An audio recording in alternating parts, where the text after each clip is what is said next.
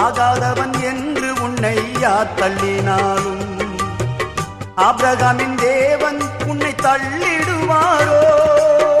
தஞ்சம் என்று வருபவரை தள்ளாத நேசரவே, தஞ்சம் என்று வருபவரை தள்ளாத நேசரவே. அஞ்சிடாதே மகனே மகளே என்று உன்னை தேற்றிடவே உனக்கொருவர் இருக்கின்றார், உன்னை விசாரிக்க துடிக்கின்றார். உன்னையும் என்னையும் இயேசு நேசிக்கிறார்.